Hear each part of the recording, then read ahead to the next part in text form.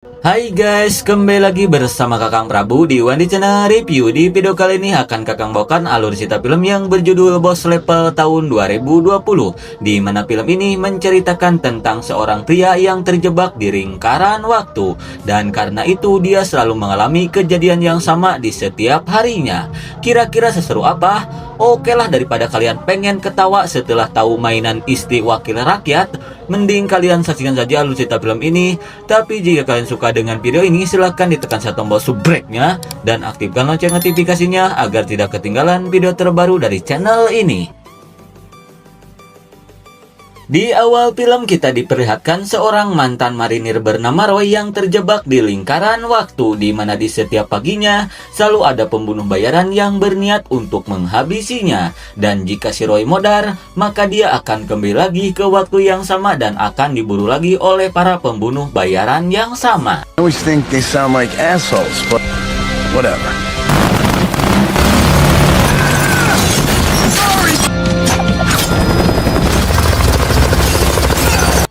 Dan sekarang setelah ratusan kali mengalami kejadian yang sama, si Roy pun sampai paham apa yang harus dia lakukan agar dia bisa selamat. Si Roy pun tak mengetahui kenapa dia bisa terjebak di lingkaran waktu.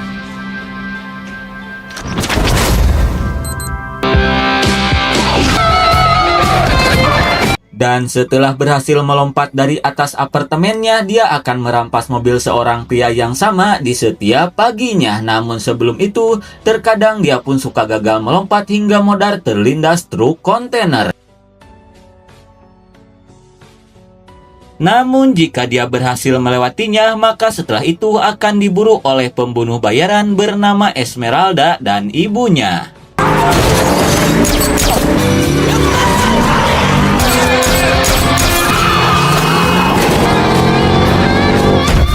Dan walaupun sudah ratusan kali mengalaminya, terkadang si Roy pun lupa bahwa sebentar lagi akan ada bus yang lewat.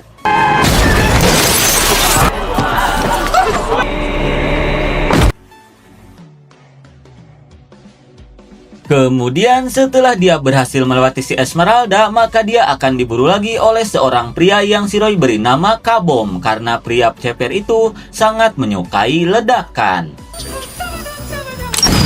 Dan setelah berhasil melewati si Kabom, maka setelah itu akan diburu oleh saudara kembarnya yang bernama Roy 2. Terkadang si Roy pun berniat untuk menghabisi mereka, namun ujung-ujungnya dia selalu modar juga.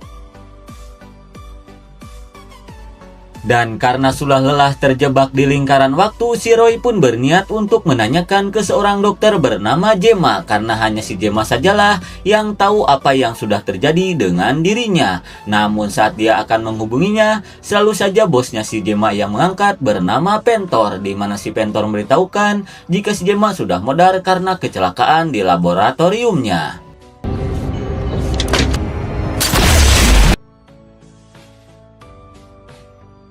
Kemudian kita pun diperlihatkan ke hari sebelumnya sebelum si Roy terjebak di lingkaran waktu, di mana pada saat itu dia pergi ke sebuah laboratorium pemerintahan untuk melamar kerja di sana.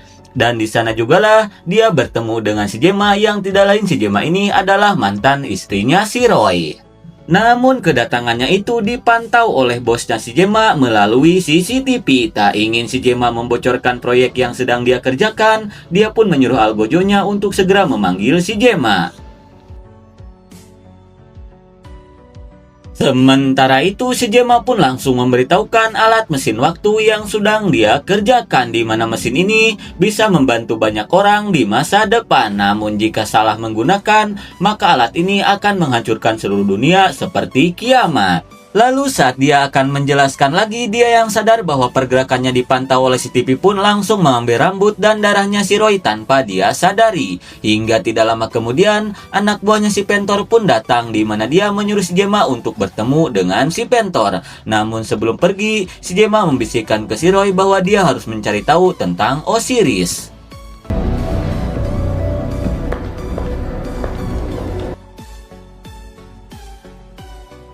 Dan setelah bertemu dengan si Pentor pun langsung menanyakan tujuan si Roy datang ke tempat ini. Lalu si Gemma pun memberitahukan jika dia hanya ingin melamar kerja.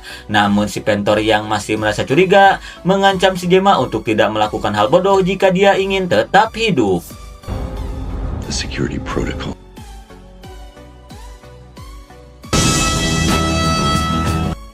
Singkat waktu di malam harinya, kita pun diperlihatkan ke si Roy yang sedang asik mabar bersama bondon cantik yang baru saja dia temui bernama Alice, di mana si Alice ini sang ahli dokter gigi.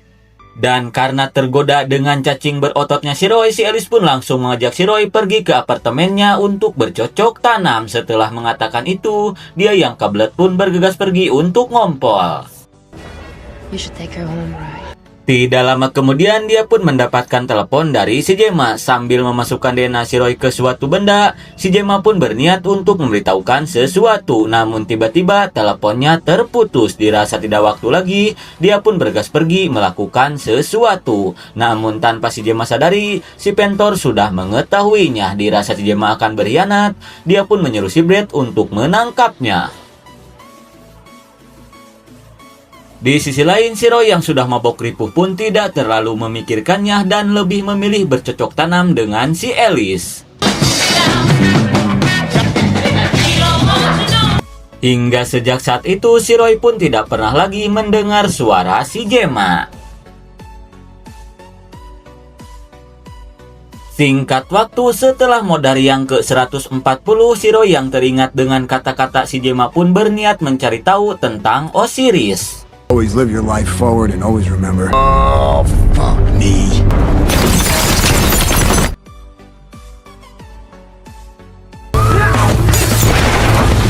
Namun jangankan mencari tahu tentang itu, si Roy mau makan pun sudah keburu modar dihabisi oleh para pembunuh bayaran. Hingga di ke-144 kali dia modar, dia pun berniat bersembunyi dari para pembunuh bayaran itu di sebuah ruangan bawah tanah untuk mencari tahu tentang Osiris. Namun saat dia akan membaca buku itu, dia pun melihat anaknya si Gemma bernama Joe, yang tidak lain si Joe ini adalah anaknya si Roy juga. Melihat hal itu, dia pun berniat menemuinya untuk memberitahukan tentang kematian si Gemma.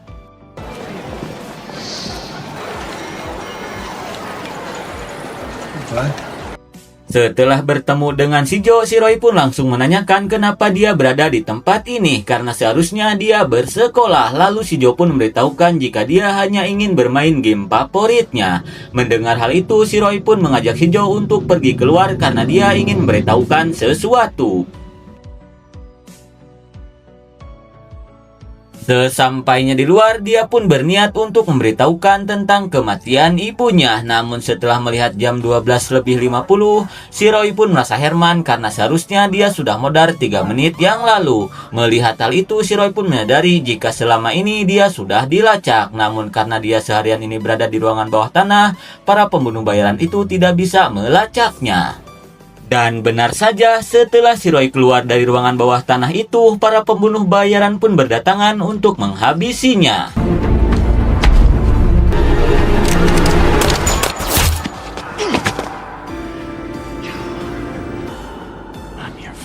For a split second. Dan setelah dia terbangun lagi, dia pun mencoba untuk menanyakan ke salah satu pembunuh bayaran cara mereka melacaknya. Namun si pembunuh bayaran itu tidak memberitahukannya dan lebih memilih modar saja.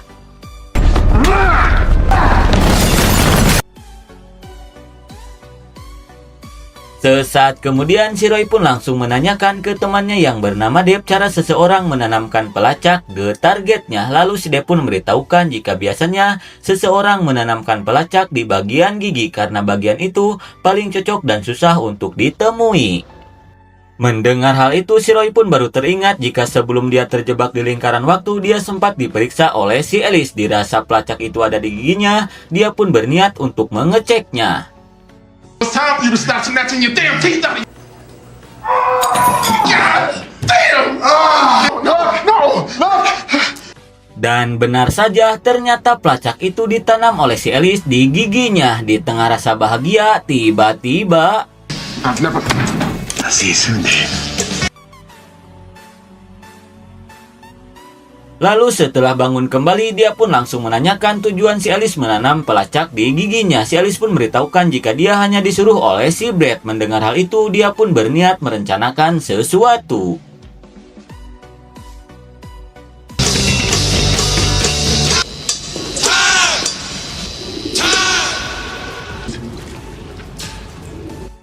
Dan setelah berhasil menjebak si Esme, si Roy pun langsung menanyakan siapa yang telah menyuruhnya. Namun karena kan si Esme sudah pro, dia pun tidak memberitahukannya dan lebih memilih untuk modar saja.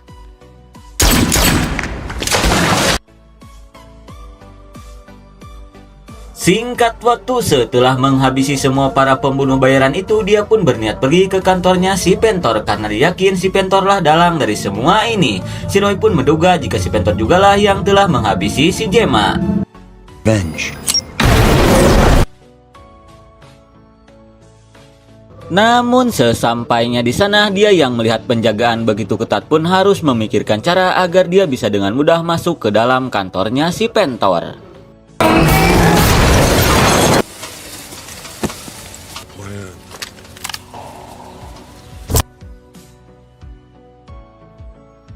Kemudian di percobaannya yang ke-147, dia yang melihat si Roy 2 pun berniat untuk melakukan sesuatu.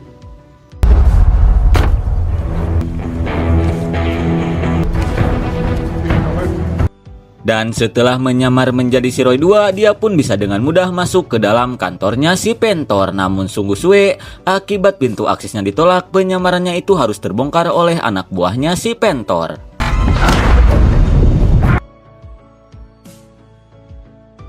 Kemudian di percobaannya yang ke-148, dia pun langsung menghabisi tentara itu terlebih dulu. Namun sungguh suwe, lagi-lagi penyamarannya itu harus terbongkar oleh si Brad dan teman-temannya.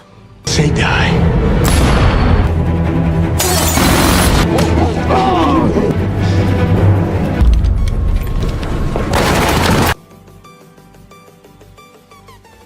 Dan setelah beberapa kali mencoba, akhirnya si Roy pun berhasil mengalahkan semua anak buahnya si Pentor. Hingga setelah itu, dia akan berhadapan ke si pembunuh bayaran, seorang ahli pedang bernama Guan Jin.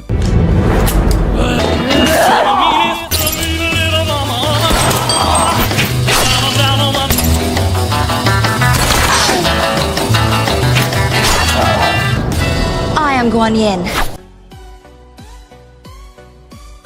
Namun sungguh suwe, walaupun sudah beberapa kali mencoba, namun ujung-ujungnya si Roy kalah juga. Hingga di tengah sekaratnya, si Pentor pun datang, di mana dia sangat kagum ke si Roy karena sejauh ini dia telah berhasil melewati beberapa pembunuh bayaran yang dia sewa. Dan tanpa si Pentor sadari, jika selama ini si Roy sudah terjebak di lingkaran waktu yang si Gemma ciptakan.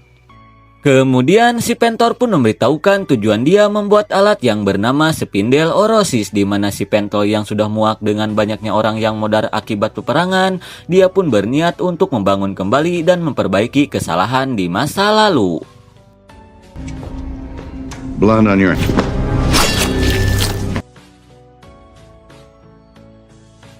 Dan setelah mendengar penjelasan dari si Pentor, kini si Roy pun menyadari jika selama ini dia terjebak di sebuah benda bernama Spindel Osiris, di mana si Gemma sengaja melibatkan si Roy karena dia yakin si Roy bisa menghentikan rencananya si Pentor.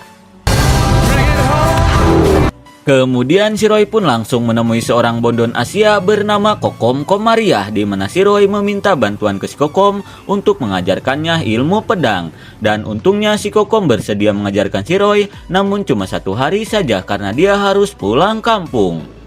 Mendengar hal itu, jelas saja si Roy pun sangat senang. Walaupun cuma 1 hari bagi si Kokom, namun si Roy yang terjebak di lingkaran waktu bisa mengulang beberapa kali sampai dia menguasai ilmu pedang.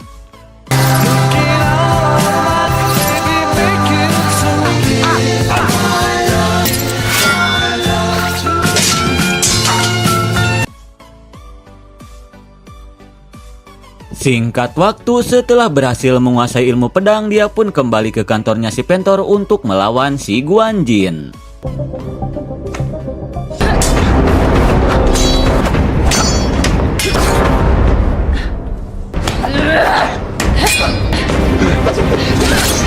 Dan berkat beberapa kali belajar pedang dengan si Kokom, kini si Roy pun bisa dengan mudah mengalahkan si Guan Jin. Di tengah rasa lega, tiba-tiba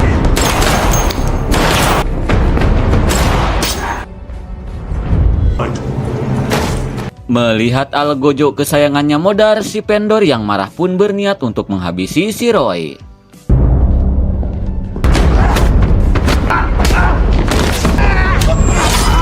Dan setelah berhasil mencucuk tangannya si Pentor, si Roy pun memberitahukan jika tujuan dia datang ke tempat ini itu diutus oleh si Gemma untuk menghentikan rencana jahatnya si Pentor. Kemudian si Pentor pun mengatakan jika si Roy tidak usah ikut campur urusannya jika ingin si Jo tetap hidup. Dirasa si Jo dalam bahaya, si Roy pun bergegas pergi untuk menyelamatkannya.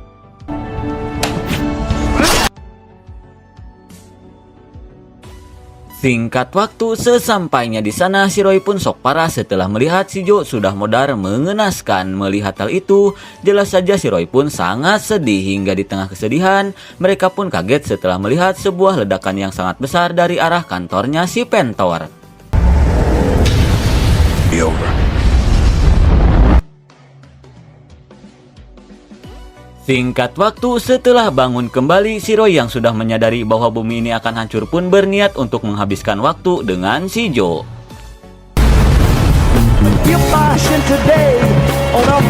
Dan setelah bertemu dengan si Jo, si Roy pun mengajak si Jo untuk pergi ke suatu tempat karena ada yang ingin dia bicarakan. Lalu sesampainya di pinggir danau, si Jo pun memberitahukan jika tadi pagi ibunya sempat menelepon dan mengatakan jika terjadi sesuatu maka temuilah si Roy. Mendengar hal itu, jelas saja si Roy pun sangat senang jika si Gemma masih hidup tadi pagi, maka dia masih ada kesempatan untuk menyelamatkannya.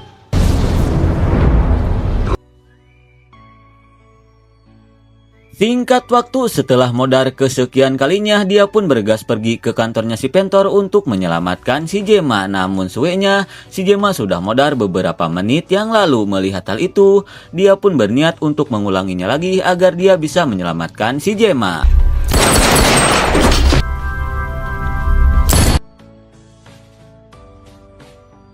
Setelah bangun kembali, si Roy pun langsung merampas helikopternya si pembunuh bayaran agar dia bisa lebih cepat sampai ke kantornya si Pentor.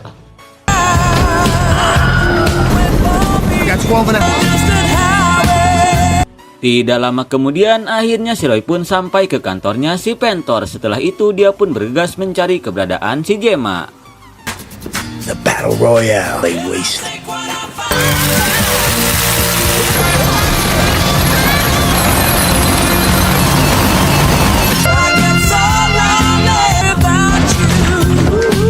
Dan setelah berhasil menghabisi semua para pembunuh bayaran, dia pun bergegas melanjutkan pencarian.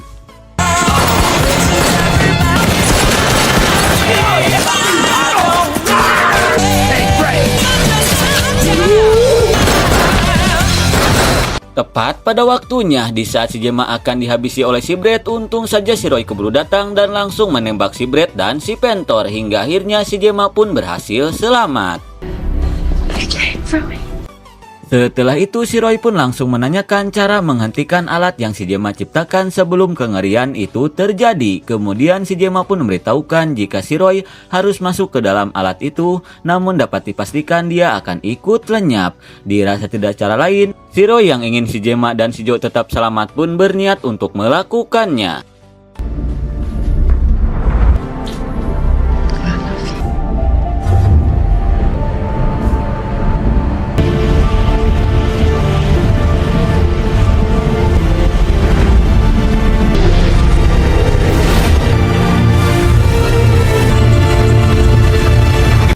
Kira-kira apakah si Roy benar-benar akan lenyap?